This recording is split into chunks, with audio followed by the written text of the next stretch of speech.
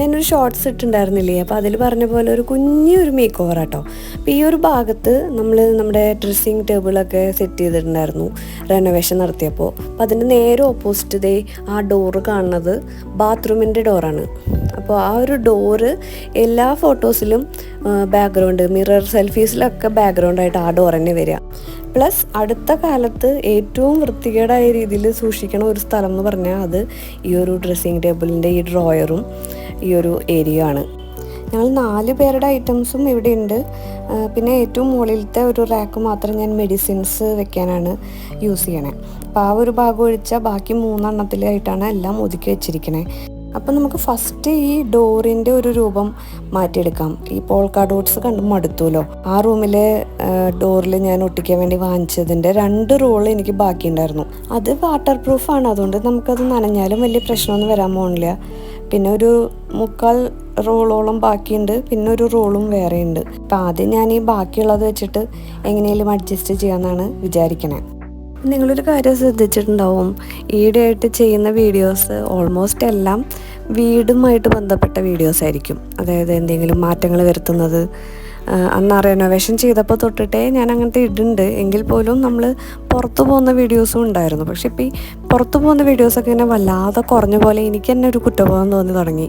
കാരണം എനിക്ക് ചെന്നൈയിൽ നമ്മൾ 18 വർഷത്തോളം ആവാൻ പോവാണ് ചെന്നൈയിൽ വന്നിട്ട്. എന്നിട്ടും കുറേ സ്ഥലങ്ങളൊന്നും നമ്മൾ ഇതുവരെ പോയിട്ടില്ല. അപ്പോൾ ഓരോ സ്ഥലം നമുക്ക് ഓരോ വീക്ക് പോകണം എന്നൊക്കെ ആഗ്രഹിച്ചിട്ടാണ് നമ്മൾ പണ്ട് പോവാറ്. പക്ഷേ ഇപ്പോൾ നിത്തു 10th ആയതുകൊണ്ടും സാറ്റർഡേ സൺഡേ ഫുള്ളി ഓക്യുപ്പൈഡ് ആയിട്ടിരിക്കണോണ്ട് നമുക്ക് എങ്ങോട്ടും പോകാൻ പറ്റണില്ല. മൺഡേ ടു ഫ്രൈഡേ ശരിക്കും പറഞ്ഞാൽ ഞാൻ ഫ്രീ ആണ്. പക്ഷേ എനിക്ക് ഒറ്റയ്ക്ക് അങ്ങനെ പോയിട്ട് വീഡിയോ എടുക്കാനുള്ള ഒരു ധൈര്യമൊന്നും ഇതുവരെ വന്നിട്ടുമില്ല. അതാണ് നമുക്ക് മെയിനായിട്ട് ഇപ്പോഴത്തെ ഒരു ക്ഷാമം എന്ന് പറയണത്. കണ്ടൻറ്റ് ക്ഷാമമൊന്നും ഉണ്ടാവില്ല. അത് കാരണം നമുക്ക് എങ്ങനെയെങ്കിലുമൊക്കെ വീട്ടിൽ എന്തെങ്കിലും കിട്ടും. കാരണം വെറുതെ ഇരിക്കുന്ന ഒരാളല്ലാത്തതുകൊണ്ട് എന്തെങ്കിലുമൊക്കെ ആലോചിച്ച് എന്തെങ്കിലുമൊക്കെ ചെയ്തുകൊണ്ടിരിക്കും. പക്ഷേ എനിക്ക് വ്യക്തിപരമായിട്ട് കൂടുതൽ ഇഷ്ടം അങ്ങനത്തെ വീഡിയോസാണ്, പുറത്ത് പോകുന്ന വീഡിയോസായിരുന്നു. അപ്പോൾ അത് കുറച്ച് മിസ് ചെയ്യുന്നുണ്ട്. പിന്നെ ഇതേ ബാക്ക് ടു വീഡിയോ ഇവിടെ ഒട്ടിച്ചു കേട്ടോ ഓൾറെഡി. അപ്പോൾ ഇങ്ങനത്തെ വാൾപേപ്പർ നല്ല എളുപ്പമാണ് ശരിക്കും. പക്ഷേ ഇങ്ങനത്തെ PVCയിലൊക്കെ ഒട്ടിച്ചാലാണ് കേട്ടോ, അതായത് പ്ലാസ്റ്റിക്കിലോ ടൈൽസിലോ ഒക്കെ ഒട്ടിച്ചാൽ നമുക്ക് ഒരു പ്രശ്നം വരില്ല. പക്ഷേ വാളിൽ ഒട്ടിച്ച് കഴിഞ്ഞാൽ തിരിച്ചെടുക്കുമ്പോൾ നന്നായിട്ട് ആ വാൾ നാശമാവും. എനിക്ക് നല്ല അനുഭവമുണ്ട്. പെയിൻറ്റ് ഫുള്ള് പോയി കിട്ടും. പിന്നെ ഫോമിൻ്റെ ഒരു ടൈപ്പ് വാൾപേപ്പർ പിങ്ക് കളറ് നമ്മളുടെ ഒരു റൂം മേക്ക് ഓവർ വീഡിയോയിൽ ഞാനത് ഒട്ടിച്ചിട്ടുണ്ട് കുട്ടികളുടെ റൂമിൽ. അത് റെനോവേഷനൊക്കെ മുമ്പ്. പക്ഷെ അത് വളരെ മോശം ഒരു പ്രൊഡക്റ്റ് ആട്ടോ. ആ ഒരു ഫോമിൻ്റെ ആ ഒരു ഇഷ്ടികയുടെ ഒരു മോഡലിൽ പിങ്ക് കളറ്.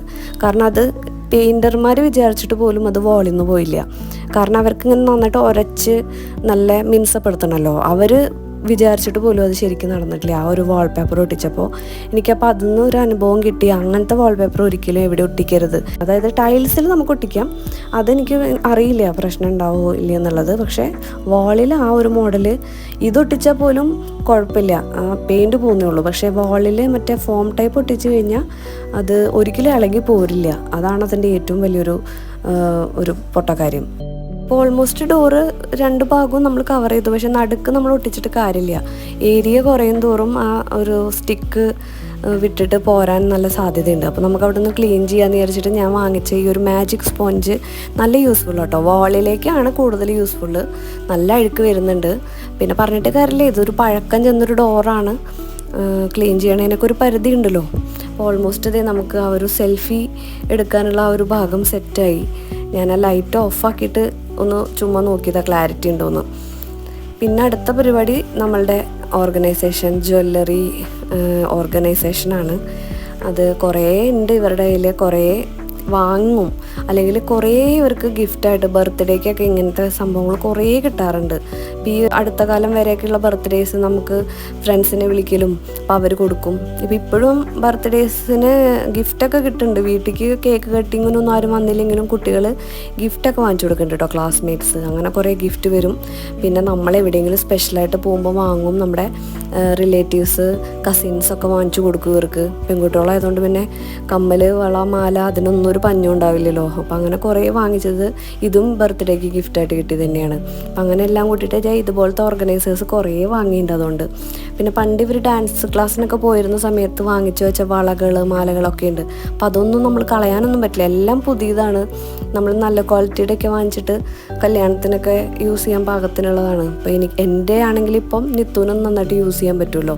അപ്പം ഞാനും ഒരു പ്രാവശ്യമൊക്കെ യൂസ് ചെയ്യുള്ളൂ. നമ്മൾ ഇങ്ങനത്തെ കാര്യങ്ങൾ വളരെ യൂസ് കുറവാണല്ലോ. ഇവിടെ ഒന്നും ഫങ്ഷൻസോ കല്യാണങ്ങളോ ഒക്കെ കിട്ടാൻ വളരെ ബുദ്ധിമുട്ടാണ്. നാട്ടിലാണെങ്കിൽ മാസത്തിൽ ഒരു സദ്യയെങ്കിലും നമുക്ക് കഴിക്കാമായിരുന്നു. പക്ഷേ ഇവിടെയൊക്കെ വന്നു കഴിഞ്ഞിട്ടുണ്ടെങ്കിൽ നമുക്ക് ആ ഒരു കാര്യം ഭയങ്കരമായിട്ട് മിസ് ചെയ്യും.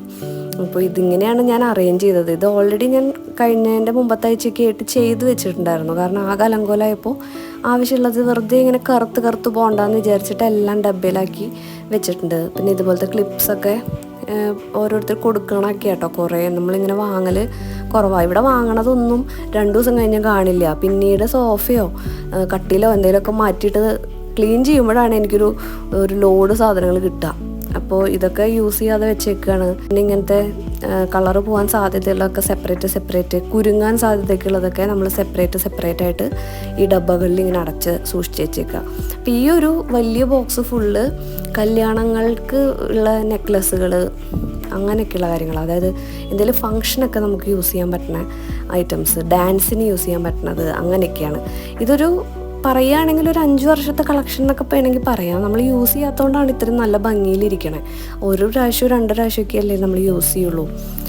പിന്നെ ചെന്നൈയിലൊക്കെ ആകുമ്പം നമ്മൾ പുറത്ത് പോകുമ്പം മോഡേൺ ആയിട്ടല്ലേ പോവുള്ളൂ, ഇങ്ങനെ അണിഞ്ഞൊരുങ്ങിയിട്ടൊന്നും പോവാറില്ല.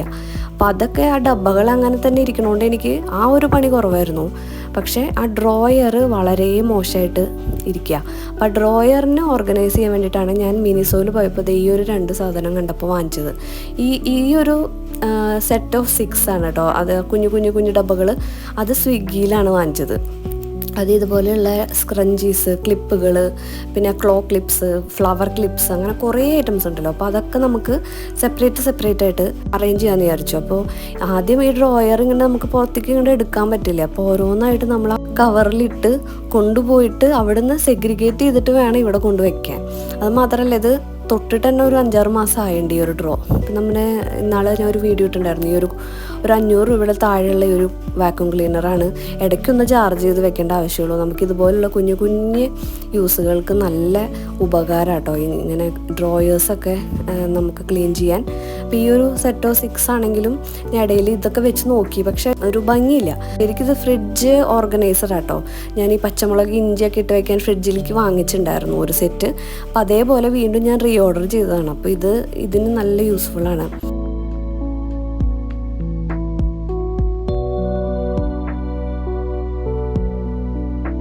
പിന്നെ പണ്ട് ഒക്കെ യൂസ് ചെയ്തിരുന്ന ഈ ഒരു ചെസ്റ്റ് ഓഫ് ഡ്രോയേഴ്സ്, പ്ലാസ്റ്റിക്കിൻ്റെ കുഞ്ഞേ ഒരു സംഭവം. അപ്പം അതും ആകെ പൊടിയൊക്കെ പിടിച്ചിരിക്കണോണ്ട് നന്നായിട്ട് കഴുകി, സാധാരണ എടുക്കാറ് പതിവ്, പക്ഷേ കഴുകിയെടുത്തു ഞാൻ ഇപ്രാവശ്യം. കാരണം അത് പൊടിയാണ്, പണി വേഗം കഴിഞ്ഞ് കിട്ടുമല്ലോ. അപ്പോൾ അത് കഴുകി പിന്നെ ഇതൊക്കെ ഇങ്ങനെ അറേഞ്ച് ചെയ്തു. അപ്പോൾ ഫുള്ള് തുറന്ന ഉടനെ നമുക്ക് എല്ലാം വേറെ ഇരിക്കുമ്പോൾ എടുക്കാൻ എളുപ്പമാണല്ലോ. അപ്പോൾ ഇതിലും അത്യാവശ്യം കുറച്ച് തിങ്സൊക്കെ ഓർഗനൈസ് ചെയ്തു. അതും അവിടെ തന്നെ കയ്യെത്തണോടത്ത്. ആ സ്പേസ് സേവിങ് ആണ് ഇത്. അതിൻ്റെ ഉള്ളിൽ വെച്ച് കഴിഞ്ഞിട്ടുണ്ടെങ്കിൽ കുറേ സാധനങ്ങൾ വേറെ നമുക്ക് സെപ്പറേറ്റ് ആയിട്ട് യൂസ് ചെയ്യാമല്ലോ. ഈ ഒരു ഭാഗമൊക്കെ ഉണ്ടല്ലേ, കണ്ടാൽ തന്നെ അറിയാം കുറേ കാലമായിട്ട്. ഇത് ഹസ്ബൻഡിൻ്റെ സെക്ഷൻ ആട്ടോ. അത് ഫുള്ള് ആ ഒരു സ്പ്രേ ഐറ്റംസാണ്. പിന്നെ ഒരു കോമ്പുകൾ അങ്ങനെയൊക്കെയുള്ള സാധനങ്ങളാണ് അവിടെ വെച്ചേക്കണേ. അപ്പോൾ അതൊക്കെ എടുത്തിട്ട് അവിടെ ക്ലീൻ ചെയ്യണം. കാരണം അവർ യൂസ് ചെയ്യണ ഓരോ ഓയിൽ ഇത് ഒക്കെ പൗഡറിൻ്റെ കഷ്ണവും ഇതൊക്കെ ഇങ്ങനെ വൃത്തികേടായിട്ടിരിക്കുക. അപ്പോൾ ഇതെല്ലാം എടുത്തുകൊണ്ട് തുടയ്ക്കുക എന്നുള്ളത് വലിയൊരു ജോലിയായിരുന്നു. ഞാനിങ്ങനെ കഷ്ടപ്പെട്ടിട്ട്, എനിക്ക് ഇഷ്ടമുള്ള തോട്ടാട്ടോ ഞാനിങ്ങനെ, എനിക്ക് ക്ലീനിങ് ഭയങ്കര പൊതുവെ ഇഷ്ടമുള്ള ആളായതുകൊണ്ട്. പക്ഷേ അങ്ങനെ പെട്ടെന്നൊന്നും ചെയ്യൂല, ഒരു മൂഡ് വരണം. ആ മൂഡ് വന്ന ദിവസമായിരുന്നു. അപ്പോൾ അതുകൊണ്ട് ഞാൻ ഒറ്റ ഇരിപ്പിൽ അത് ചെയ്യാമെന്ന് വിചാരിച്ചു. അപ്പോൾ ഈ ഒരു ഓർഗനൈസർ ഞാൻ പണ്ടൊരു വീഡിയോയിൽ കാണിച്ചിട്ടുണ്ട്. ഇത് ഒരു ലേസി സൂസൻ എന്നൊക്കെ പറഞ്ഞ് നമ്മൾ കിച്ചൺ ഓർഗനൈസിങ്ങിലൊക്കെ കാണാറില്ല. അപ്പോൾ അതേപോലെയാണ്. നമുക്കിങ്ങനെ റൗണ്ട് എടുത്ത് ഇങ്ങനെ തിരിച്ച് യൂസ് ചെയ്യാം. ഇവിടുന്ന് എടുത്തിട്ട് ഇങ്ങനെ തിരിച്ച് യൂസ് ചെയ്യാം. ഇങ്ങനത്തെ അതും ക്ലീൻ ചെയ്തിട്ട് കുറേ നാളായതുകൊണ്ട് ഞാനതെടുത്ത് എല്ലാം എടുത്തിട്ട് വീണ്ടും അത് കഴുകി. കാരണം ഇതിൽ പൊടി കയറി കഴിഞ്ഞാൽ നമുക്കങ്ങനെ പെട്ടെന്ന് തുടച്ചെടുക്കാൻ പറ്റില്ല. കഴുകുകയാണെങ്കിൽ ഈസി ആയിട്ട് നമുക്ക് പൊടിയൊക്കെ പൊക്കോളും. പൊടി അല്ലാണ്ട് വേറെ ഒന്നും അതിൽ പറ്റി പിടിച്ചിരിക്കില്ലല്ലോ. അപ്പോൾ ആ പൊടി കളയാൻ വേണ്ടിയിട്ട് നമുക്ക് ഇടയ്ക്കൊക്കെ ഇതുപോലെ ഒന്ന് വാഷ് ചെയ്തെടുക്കാം. നല്ല യൂസ്ഫുള്ളാണ്. ഈ പേസ്റ്റൊക്കെ എങ്ങനെയാണോ അതിൻ്റെ ഉള്ളിൽ വന്നതെന്ന് എനിക്കിപ്പോഴും അറിയില്ല. ഞാൻ പിന്നെ അധികം യൂസ് ചെയ്യാത്തൊരു ഏരിയ കേട്ടോ ഈ ഡ്രസ്സിങ് ടേബിൾ. ഞാൻ സെപ്പറേറ്റ് റൂമിൽ ഒരു കുഞ്ഞു സ്ഥലത്ത് വെച്ചിട്ടുണ്ട്. അപ്പോൾ അതിൻ്റെ വീഡിയോ ഞാൻ ചെയ്തിട്ടുണ്ടല്ലോ. അപ്പോൾ ഞാൻ എൻ്റെ സാധനങ്ങൾ അവിടെ വെക്കണോണ്ട് എനിക്കിവിടെ അത്രയ്ക്ക് അങ്ങോട്ട് ഒരു ആക്സസ് എപ്പോഴും ഉണ്ടാവാറില്ല. അതുകൊണ്ടാണ് ഇത്രയും വൃത്തികേടാവണേ എന്നാണ് ഞാൻ പറഞ്ഞു വന്നത്. അപ്പോൾ ഇതൊക്കെ കഴുകി വൃത്തിയാക്കി തുടച്ച് നല്ല ഭംഗിയാക്കിയിട്ട് തിരിച്ച് വെക്കണം. പിന്നെ തിങ്സൊക്കെ കുറച്ച് നമുക്ക് അങ്ങോട്ടും ഇങ്ങോട്ടൊക്കെ അറേഞ്ച് ചെയ്യാനുണ്ട്. ഇത് കുറേ ഉണ്ട് കേട്ടോ. ഇങ്ങനത്തെ പഴയതൊക്കെ ഉണ്ടാവും. അതെല്ലാം നമുക്ക് ചോദിക്കാണ്ട് കളയാൻ പറ്റില്ലല്ലോ. അതുകൊണ്ട് എല്ലാം ഞാൻ കുത്തിത്തിരിക്കുക അതിൻ്റെ ഉള്ളിൽ തന്നെ വെക്കണതാണ്. ഇതിൻ്റെ നടുക്ക് കോമ്പ് വെക്കാനൊരു സ്ഥലമൊക്കെ ഉണ്ട്. നമുക്ക് അത്യാവശ്യം 1-2 കോമ്പൊക്കെ അതിൻ്റെ ഉള്ളിൽ വെക്കാം. എന്നിട്ട് ഇതിൻ്റെ ഒരു ഗുണം എന്താണെന്ന് വെച്ചാൽ നമുക്കത് എവിടെ വേണമെങ്കിലും വെച്ചിട്ട് ജസ്റ്റ് ഒന്നിങ്ങനെ റൊട്ടേറ്റ് ചെയ്ത് കൊടുത്തു കഴിഞ്ഞിട്ടുണ്ടെങ്കിൽ എല്ലാ സൈഡിലുള്ളതും നമുക്ക് ആക്സസ് ചെയ്യാൻ പറ്റും. അപ്പോൾ അതാണ് ഇതിൻ്റെ ഒരു പ്രത്യേകത. ഇത് എവിടെ വേണമെങ്കിലും മാറ്റി നമുക്ക് വെക്കാം. ഞാനിങ്ങനെ അറേഞ്ച് ചെയ്തേക്കണേ. ഈ ഒരു ഭാഗം തീരെ മോശമായിട്ടിരിക്കണേ. കാരണം ഊരി വെക്കണ കമ്മലുകളൊക്കെ അങ്ങനെ തന്നെ അവിടെ വെച്ചിട്ട് പോവാം. അപ്പോൾ അതവിടെ അക്യുമുലേറ്റ് ആയിട്ട് അങ്ങോട്ടും ഇങ്ങോട്ടും മാറിപ്പോവും. അപ്പം ഞാനത് വേറൊരു ഓർഗനൈസറിലാക്കിയിട്ട് വെക്കാമെന്ന് വിചാരിച്ചു. അപ്പോൾ ഇത് ഫുള്ള് എടുത്തിട്ട് ഇതിൻ്റെ എക്സ്പയറി ആയിട്ടുള്ള ലിപ് ഗ്ലോസോ അങ്ങനെ എന്തെങ്കിലുമൊക്കെ ഉണ്ട്, നാശമായ കമ്മലുണ്ട്, അങ്ങനെയാണെങ്കിൽ അതൊക്കെ നമുക്ക് മാറ്റണമല്ലോ. അപ്പോൾ അതിന് ഇവിടെ കൊണ്ടുവന്ന് വെച്ചു. പിന്നെ ഈ ഒരു ഹാങ്ങിങ് ഓർഗനൈസറൊക്കെ അവിടെ വെറും വേസ്റ്റാണ്. അവിടെ ഒന്നും ചെയ്തിട്ടൊരു കാര്യമില്ല. നമുക്ക് ഡോർ ഓപ്പൺ ചെയ്യുന്ന ടൈപ്പ് ആണെങ്കിൽ ആ ഡോറിൻ്റെ ഉൾഭാഗത്ത് തൂക്കിയിടാനൊക്കെ നല്ലതാണ്. പക്ഷെ നമ്മുടെ സ്ലൈഡിങ് ആയതുകൊണ്ട് അത് കാര്യമില്ല. അപ്പോൾ അത് ഞാനെടുത്ത് മാറ്റി. കമ്മലുകളൊക്കെ നമുക്ക് എപ്പോഴും വീക്കെൻഡ്സിലൊക്കെ അവൾ യൂസ് ചെയ്യാറുണ്ട്. ഇത് നമുക്ക് ഡബ്ബയിലാക്കി വെച്ച് കഴിഞ്ഞിട്ടുണ്ടെങ്കിൽ പെട്ടെന്ന് അത് കാണില്ലല്ലോ. അപ്പോൾ അത് എടുക്കാനുള്ള മടിക്ക് അത് യൂസ് ചെയ്യില്ല. അപ്പോൾ കാണുന്ന രീതിയിൽ വെക്കുകയാണെങ്കിലല്ലേ കാര്യമുള്ളൂ. അപ്പോൾ മാക്സിമം യൂസ് ചെയ്യുക. കളറൊക്കെ മാറി ബ്ലാക്ക് ആയി കഴിഞ്ഞാൽ പിന്നെ യൂസ് ചെയ്യാൻ പറ്റില്ലല്ലോ. അപ്പോൾ അതുകൊണ്ടാണ് വേഗം തന്നെ അറേഞ്ച് ചെയ്യാമെന്ന് വിചാരിച്ചത്. പിന്നെ ഈ വർഷം നമ്മളങ്ങനെ പുറത്തേക്ക് അധികം പോണില്ലാത്തതുകൊണ്ട് യൂസൊക്കെ കുറവ് തന്നെ ആയിരിക്കും. എന്നാലും സാറ്റർഡേ സൺഡേ എങ്കിലും യൂസ് ചെയ്യാൻ പറ്റും. അപ്പോൾ ഓരോ കമ്മലൊക്കെ അവിടെ ഇവിടെയൊക്കെ ഉള്ളിൽ കിടന്നു കഴിഞ്ഞാൽ നമ്മൾ അറിയും കൂടിയില്ല ഈ കമ്മലുണ്ടായിരുന്നു എന്നുള്ളത്. അപ്പോൾ ഈ മോതിരങ്ങൾ കണ്ടിട്ട് ഞെട്ടണ്ട. ഇതാണ് ബർത്ത്ഡേക്ക് അവൾക്ക് അച്ഛൻ വാങ്ങിച്ചു കൊടുത്തത് കേട്ടോ. ഒരു സെറ്റ് ഓഫ് എത്രയോ 20-25 അങ്ങോട്ട് മോതിരങ്ങളുള്ളൊരു സെറ്റ് ആമസോണിൽ നിന്ന്. പിന്നെ ഇവിടെ ഏറ്റവും കൂടുതൽ ഇവർ ഉണ്ടാക്കാറുമുണ്ട്. ഫ്രണ്ട്ഷിപ്പ് ഡേ അല്ലെങ്കിൽ ആരുടെയെങ്കിലുമൊക്കെ ബർത്ത്ഡേക്ക് ഇങ്ങനെ ഗ്രൂപ്പായിട്ട് വാങ്ങിക്കുക. അങ്ങനെ ബീഡഡ് ബ്രേസ്ലെറ്റ്സ് ഭയങ്കര അധികം കേട്ടോ ഈ വീട്ടിൽ. അതുപോലെ അവർ ഉണ്ടാക്കാറുമുണ്ട് ഓരോ ബീഡ്സൊക്കെ വെച്ചിട്ട്. അപ്പം അത് കുറേ ഉണ്ടെന്ന് പറഞ്ഞു കഴിഞ്ഞാൽ പിന്നെ അവർ ഫ്രണ്ട്സിനൊക്കെ വാങ്ങുമ്പോൾ അവർക്കും ചേർത്ത് വാങ്ങിക്കും. അങ്ങനെ ഇത് വളരെ അധികം. പിന്നെ ഇതൊക്കെ ബേസിക് ആയിട്ടുള്ള ലിപ്റ്റിൻ്റോ അങ്ങനെ എന്തൊക്കെയാണ്. അങ്ങനെ യൂസൊന്നും ചെയ്യാറില്ല, എന്നാലും വാങ്ങും ഇടയ്ക്ക്. പിന്നെ ബ്രേസ്ലെറ്റ്സ് അങ്ങനെ വളരെയധികം ഇല്ല ഈ ടൈപ്പ്. അപ്പം ഉള്ളതൊക്കെ കുറച്ച് നല്ല ഭംഗിയുള്ള ടൈപ്പാണ്. അപ്പം മാറി യൂസ് ചെയ്യാമല്ലോ പെൺകുട്ടികളാകുമ്പോൾ. 2 പേരുള്ളതുകൊണ്ടും പിന്നെ ഞാനും ഇങ്ങനത്തെ ടൈപ്പൊക്കെ ഞാൻ യൂസ് ചെയ്യും. ബീഡഡാണ് ഞാൻ അങ്ങനെ യൂസ് ചെയ്യാറില്ല അധികം. അപ്പോൾ ഇതൊക്കെ ഇങ്ങനെ ഭംഗിയിൽ ഒതുക്കി വെക്കാമെന്ന് വിചാരിച്ചു. അപ്പോൾ കാണുമ്പോഴെങ്കിലും അവർ ഇടട്ടെ എന്ന് വിചാരിച്ചു. പിന്നെ നിത്തുവിൻ്റെ ഒക്കെ ഒരു ഏറ്റവും ക്രേസ് എന്ന് പറയുന്നത് ജിമിക്കി കമ്മൽ ഭയങ്കര ഇഷ്ടമാണ്. അപ്പം ഓരോ സ്ഥലത്ത് പോകുമ്പോൾ വാങ്ങിക്കും. അപ്പോൾ അതിൻ്റെ ഒരു കളക്ഷൻ അപ്പം ഞാൻ കാണിച്ചു തരാൻ പോണേ.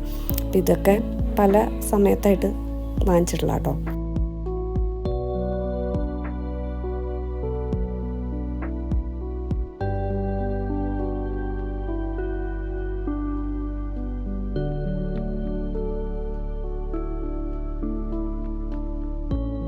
ജിമ്മിക്ക് കഴിഞ്ഞാൽ പിന്നെ എല്ലാം ആ ഒരു ബ്ലാക്ക് മെറ്റലിൻ്റെ ഐറ്റംസ് ആട്ടോ അവൾക്ക് കൂടുതൽ ഇഷ്ടം. ഗോൾഡൻ തീരെ ഇഷ്ടമില്ല.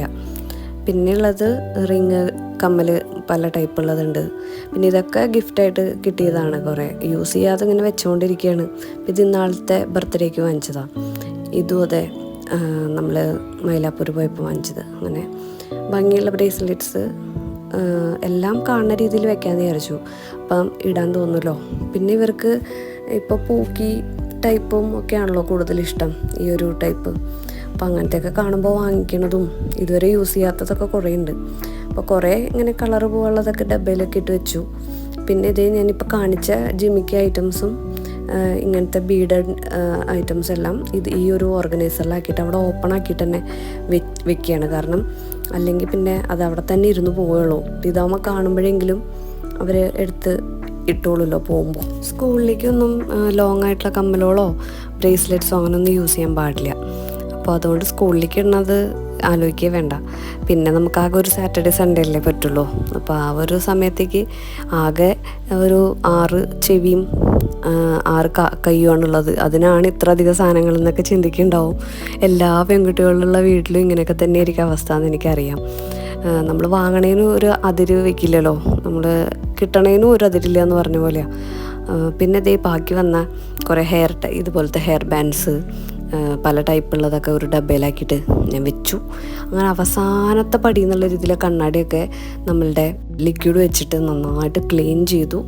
നെക്സ്റ്റ് റിവീലിംഗ് സെഷനാണ് അവർ കാണിക്കാനുള്ളത്. അവർ സ്കൂളിൽ നിന്ന് വന്ന് റെഡി ആയിട്ടിരിക്കുകയായിരുന്നു. അപ്പോൾ ആ ഇടയിലാണ് ഞാൻ പണി ചെയ്തുകൊണ്ടിരുന്നത്.